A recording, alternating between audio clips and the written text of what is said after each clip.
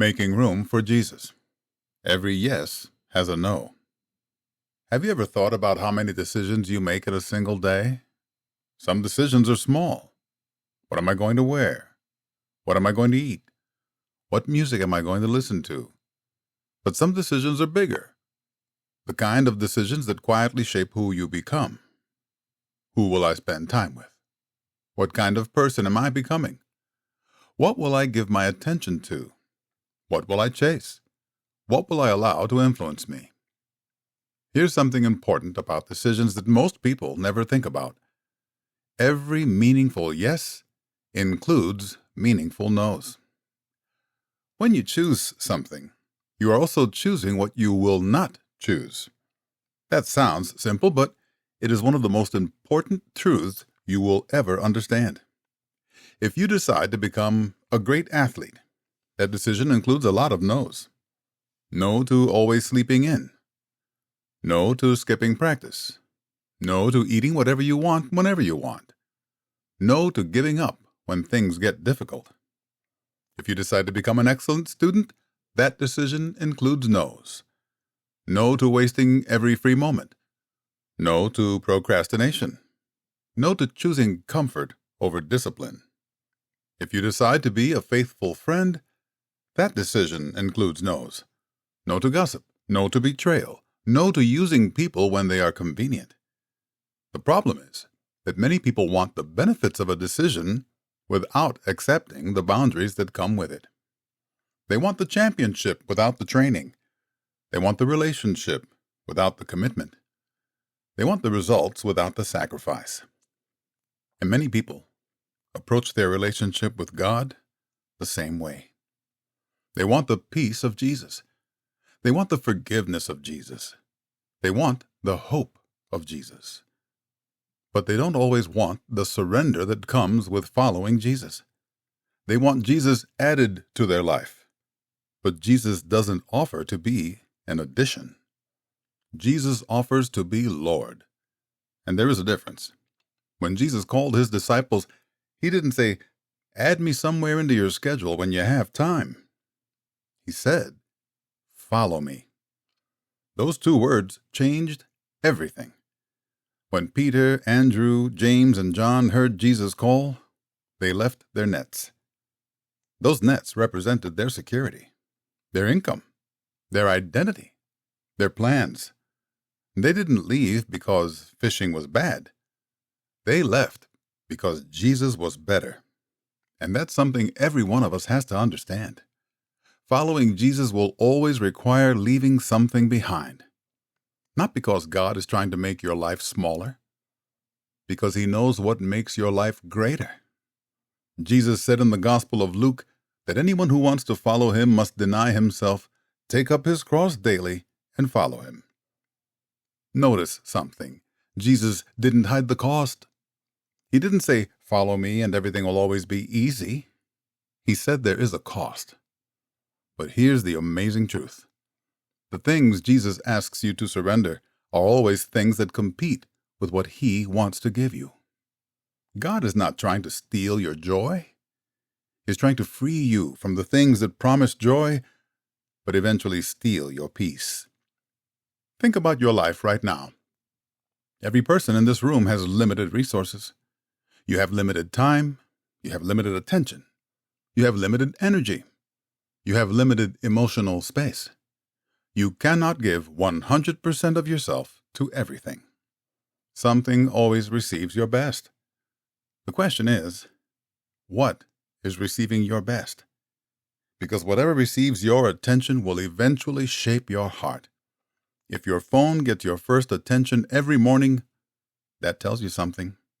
If people's opinions control your emotions every day, that tells you something. If entertainment always gets your leftover time, but God gets whatever remains, that tells you something.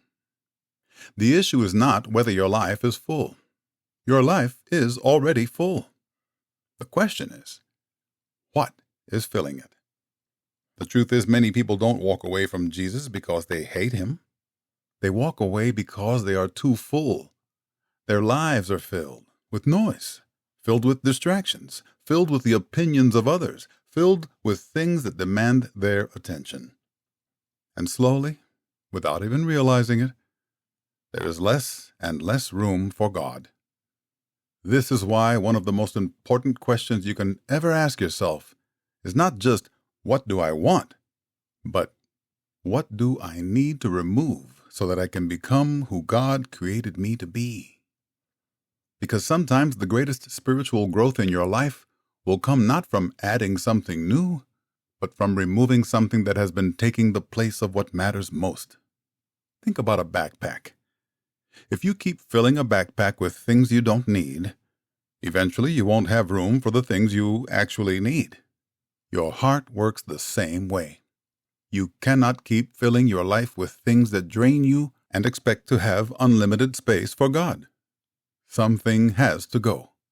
Maybe it's a habit. Maybe it's an unhealthy relationship. Maybe it's the constant need to impress people. Maybe it's the fear of being rejected. Maybe it's anger you've held onto. Maybe it's something hidden that you would never want anyone else to know about. Maybe it's simply the amount of time and attention given to things that don't matter in eternity. The question isn't, is this thing evil?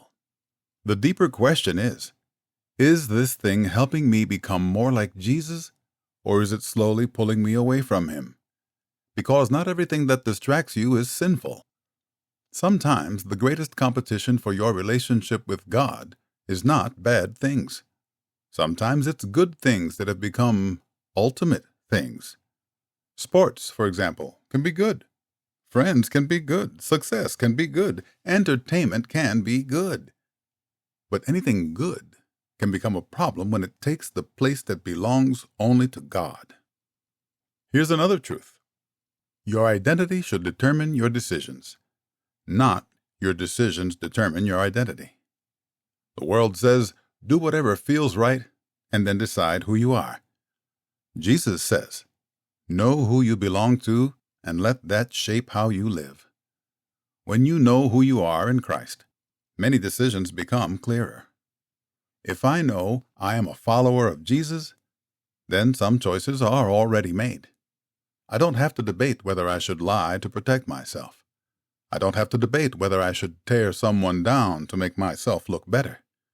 I don't have to debate whether I should compromise my values just to fit in.